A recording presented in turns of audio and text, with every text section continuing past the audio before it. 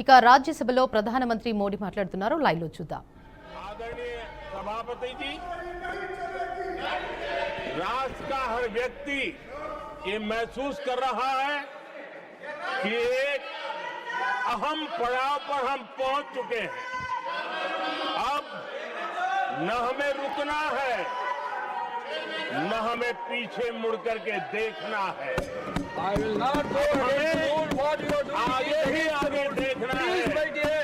I am not going to let गति you से चलना now. है You please, my dear. और लक्ष्य को प्राप्त करके ही हमें सांस लेनी है। उस दिशा में हम आगे बढ़ रहे हैं। Nothing आदरणीय should go on सभापति record ji, except to the Prime Minister's speech.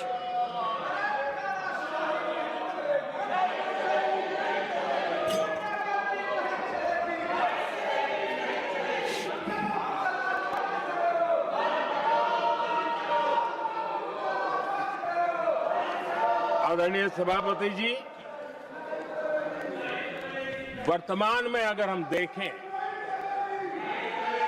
तो भारत के भाग्य के अनेक सुयोग एक साथ हमें नसीब हुए।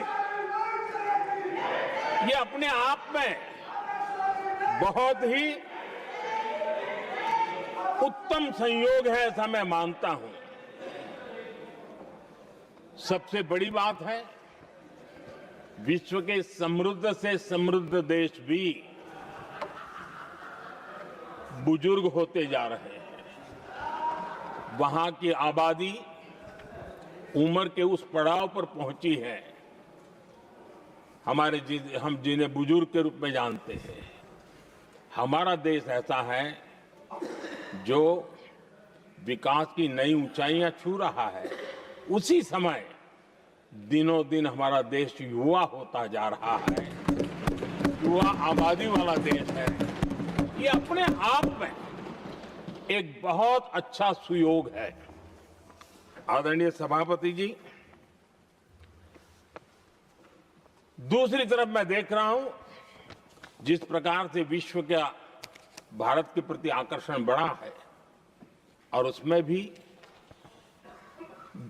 विश्व भारत की टैलेंट का महात्म्य समझ रहा है।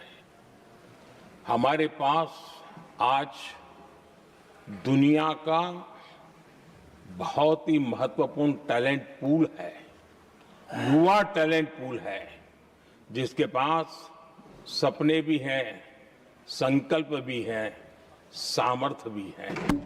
और इसलिए ये दूसरा सुयोग है। शक्ति का आशीर्वाद हमारे साथ है। आदरणीय सभापति जी, भारत आज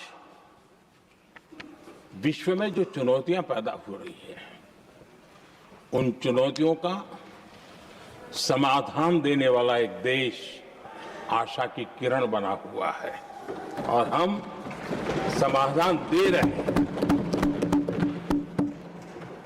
वैसा ही एक महत्वपूर्ण सुयोग है कि आज मेजर इकोनॉमी में भारत का ग्रोथ बहुत हाई है और हाई ग्रोथ और लो इन्फ्लेशन ये बहुत ही यूनिक संयोग है और ये हमारी अर्थव्यवस्था की मजबूती को प्रदर्शित करता है। आदरणीय सभापति जी, हम जिस गति से आगे बढ़ रहे हैं, जब हमें देश की जनता ने सेवा करने का मौका दिया तब फ्रेजाइल 5 के रूप में ये देश जाना जाता था। जब हमें अवसर मिला तब देश आजाद हुआ, तब हम दुनिया में 6 नंबर की इकोनॉमी थे, लेकिन इन लोगों ने ऐसा एक हाल करके रखा कि 11 पे पहुंचा दिया। आज हम 3 पर जाने की दिशा में तेज गति से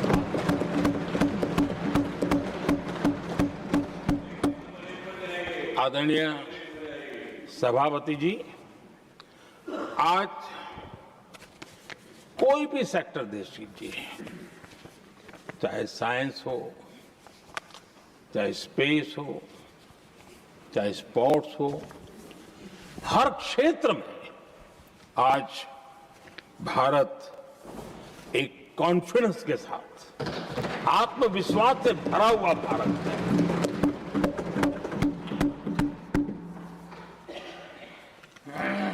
कोविड के बाद विश्व में जो स्थितियां पैदा हुई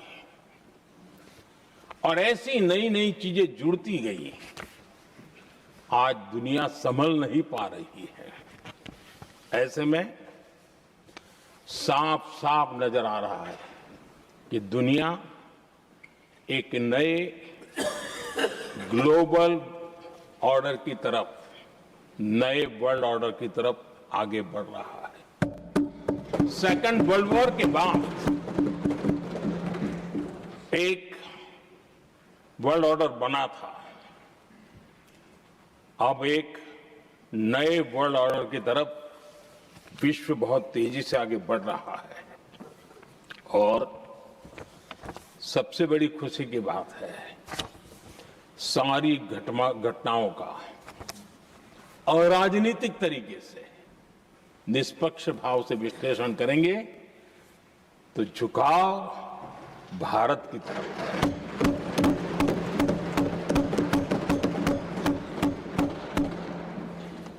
विश्व मित्र के रूप में, विश्व बंधु के रूप में आज भारत अनेक देशों का विश्वस्त पार्टनर बना है और हम कंधे से कंधा मिला करके विश्व कल्याण की दिशा में भी अपनी उचित भूमिका निभा रहे हैं, अपने सामर्थ्य से सहाय भी कर रहे हैं। आदरणीय सभापति जी, आज पूरा विश्व ग्लोबल साउथ की चर्चा करता है, लेकिन उस चर्चा के सूत्रधार के रूप में आज भारत वैश्विक मंचों पर ग्लोबल साउथ की बुलंद आवाज बन गया है।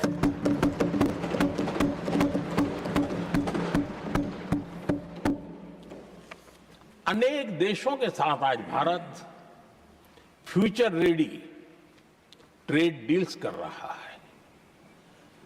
पिछले कुछ ही समय में दुनिया के महत्वपूर्ण 9 बड़े देशों के साथ 9 बड़े हमारे ट्रेड डील हुए हैं और उसमें मदर ऑफ ऑल डील एक साथ 27 देशों के साथ, यूरोपियन यूनियन के साथ।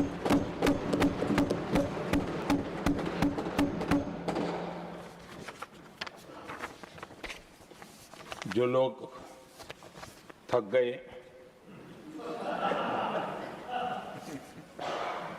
बेचारे चले गए, लेकिन कभी न कभी उनको जवाब देना पड़ेगा कि देश की ऐसी हालत कैसे बना के रखी थी कि दुनिया का कोई देश हमसे डील करने के लिए आगे नहीं आता था। आपने कोशिश की होगी, पीछे पीछे पीछे बहुत चक्कर लगाए होंगे, लेकिन किसी ने आपकी तरफ देखा भी नहीं होगा। क्या स्थिति ऐसे पैदा की? दुनिया के देश ऐसे ही भारत के साथ डील नहीं कर रहे हैं। आदरणीय सभापति जी, इसके पीछे सबसे बड़ी बात, डेवलप कंट्रीज एक डेवलपिंग कंट्री के साथ डील करता है ना, वो अपने आप में भी अर्थ जगत के लिए एक बहुत बड़ा संदेश है। और मेरे लिए नई बात नहीं है।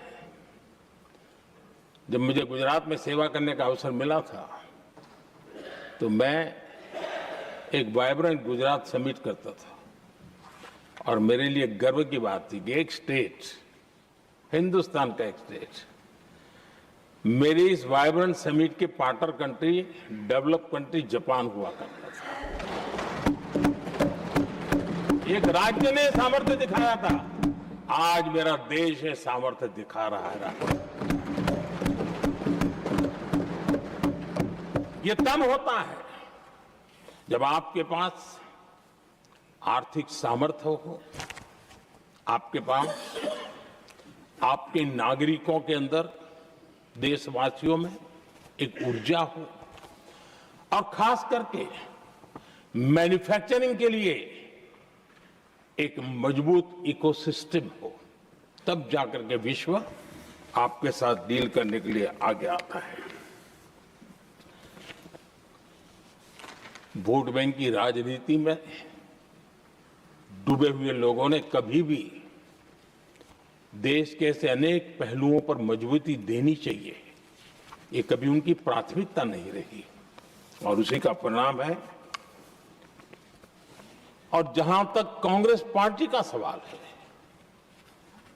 मैं साफ साफ कहना चाहता हूं, और मेरे शब्दों पे भरोसा नहीं है तो मैं देश को, लोगों को कहूं, कुछ मत करो, सिर्फ लाल किले से कांग्रेस के प्रधानमंत्रियों के जो भाषण है, सिर्फ उन भाषणों का एनालिसिस कर लो, आपको साफ साफ लगेगा कि न उनके पास कोई सोच थी, न उनके पास कोई विजन था, और न ही कोई इच्छा शक्ति थी। और इसका परिणाम है कि देश को इतना भुगतना पड़ा। आदरणीय सभापति जी, मैं कोटि कोटि देशवासियों का आभारी हूं। उन्होंने सेवा करने का अवसर दिया। हमारी काफी शक्ति उनकी गलतियों को ठीक करने में जा रही है। दुनिया के मन में जो उनके समय की छवि है, उस छवि को धोने में मेरी ताकत लगती है। ऐसा बर्बाद करके रखा हुआ था, और इस काम के लिए हमने फ्यूचर रेडी पॉलिसीज पर बल दिया है। और आज आपने देखा होगा, देश नीति के आधार पर चल रहा है, पॉलिसीज के आधार पर चल रहा है। एडवोकेज्म को हमने त्याग कर दिया है, और उसके कारण विश्व का विश्वास बनता है। हमने रिफॉर्म, परफॉर्म, ट्रांसफॉर्म के मंत्र को लेकर के आगे बढ़े, और आज स्थिति ऐसी है कि देश रिफॉर्म एक्सप्रेस पर सवार हो चुका है।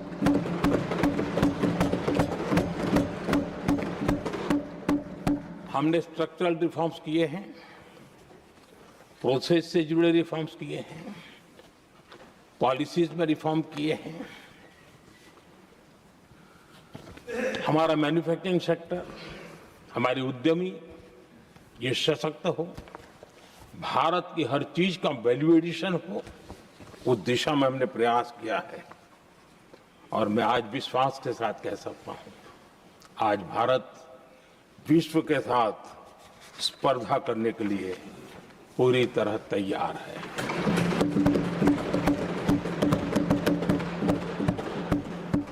जब मैं विश्व के सीईओ फोरम की समिट देखता हूं, आज दुनिया हमारे उद्यमियों को समानता के रूप में देखती है।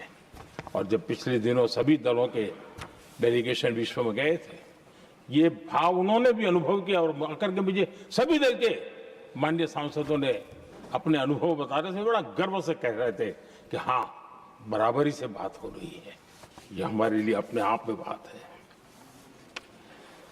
आदरणीय सभापति जी, एमएसएमई का बहुत बड़ा नेटवर्क जितना सामर्थ्यवान होता है, वो लंबे अरसे तक इकोनॉमी को ताकत देता है। हमने उस दिशा में बल दिया, और हमने कई रिफॉर्म्स किए हैं। आज हमारे एमएसएमई नेटवर्क पर दुनिया का भरोसा बढ़ रहा है। बड़े बड़े हो सकता है हम हवाई जहाज नहीं बना देंगे, लेकिन कई हवाई जहाज है जिसमें कई पुर्जे मेरे देश के छोटे छोटे एमएसएमई बना रहे हैं। आदरणीय सभापति जी, देश में हुए इन प्रयासों का नतीजा सबके सामने है।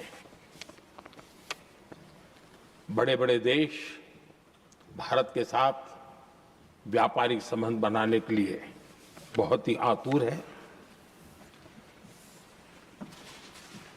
यूरोपीय संघ का ट्रेड डील हो, अमेरिका के साथ अभी अभी हुआ जो ट्रेड डील हो, और कल हमारे पीयूष जी ने सदन में विस्तृत जानकारी भी दी है, और पूरा विश्व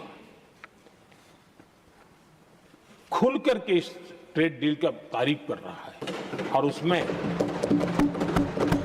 जब यूरोपियन यूनियन के साथ ट्रेड डील हुआ तो विश्व को एक भरोसा हुआ कि अब वैश्विक स्तर पर स्थिरता की संभावना बढ़ेगी। अमेरिका के साथ ट्रेड डील होने के बाद विश्व को और भरोसा हो गया कि जो स्थिरता की एहसास हो रहा था, अब गति का भी एहसास होने लगा है। अब विश्व के लिए शुभ संकेत है।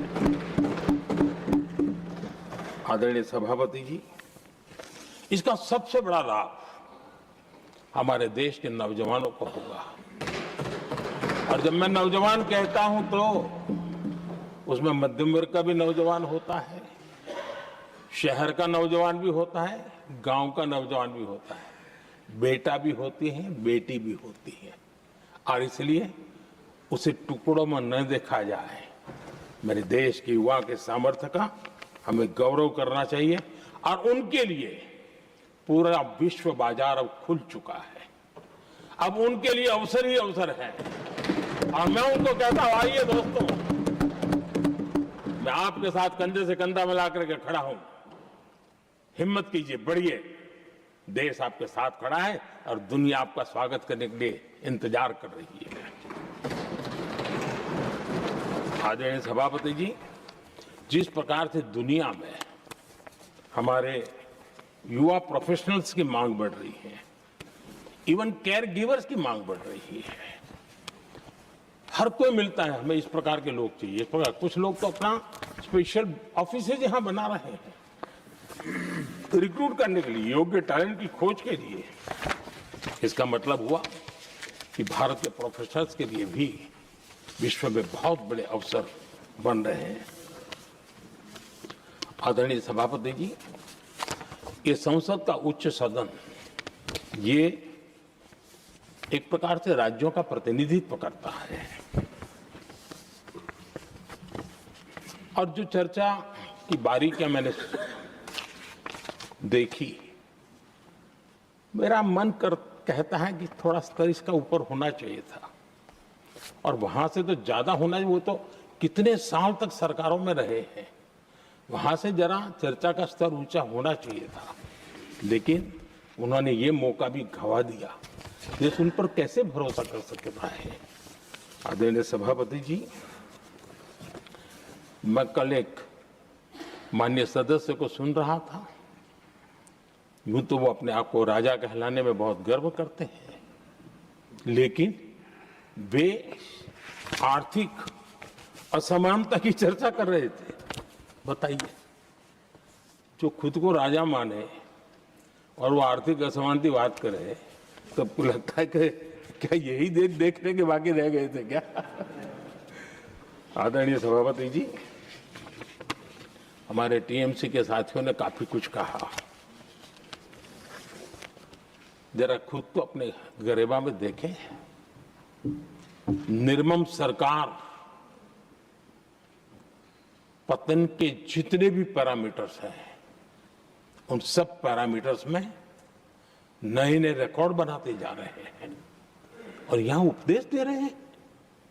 क्या हाल करके रखा हुआ है। ऐसी निर्मम सरकार से वहां के लोगों का भविष्य अंधकार के अंदर डूब रहा है, लेकिन इनको कोई परवाह नहीं है। सत्ता सुख के सिवाय कोई आकांक्षा नहीं, और वे यहां उपदेश देते हैं। घुसपैठ, दुनिया का समृद्ध से समृद्ध देश भी अपने यहां गैर कानूनी नागरिकों को बाहर निकाल रहा है। हमारे देश में घुसपैठियों को बचाने के लिए अदालतों को तब तक प्रेशर पैदा किया जा रहा है। मेरे देश का नौजवान कैसे ऐसे लोगों को माफ करेगा जो घुसपैठियों की वकालत करने के लिए ताकत लगा रहे हैं? और घुसपैठिए मेरे देश के नौजवानों के हक छीन रहे हैं, उनकी रोजी रोटी छीन रहे हैं, आदिवासियों की जमीन छीन रहे हैं,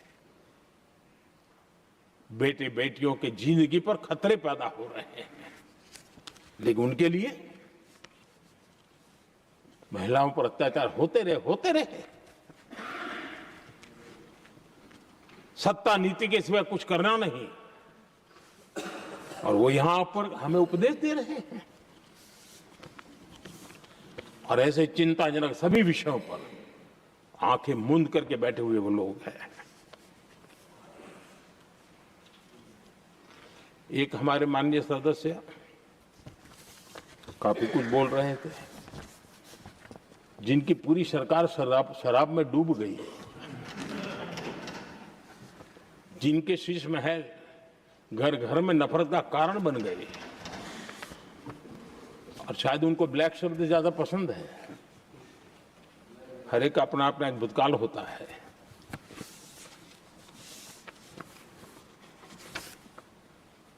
पता नहीं ब्लैक के साथ उनका क्या पुराना रिश्ता है। आदरणीय सभापति जी, ऐसे सभी साथियों से मैं आज जरूर कहूंगा, तुम कितना दुनिया को धोखा दोगे, तुम कितना दुनिया को धोखा दोगे। आईना देख लिया तो अपनी सच्चाई कहां छिपाओगे।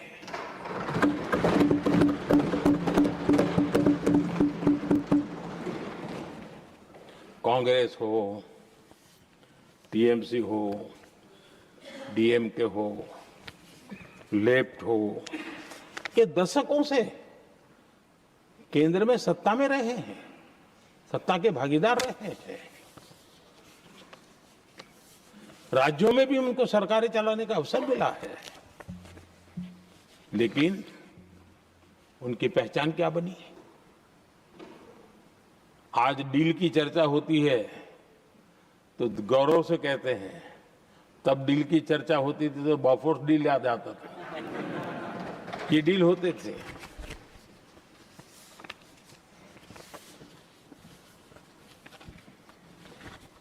उन्होंने सिर्फ जेब भरने का काम किया।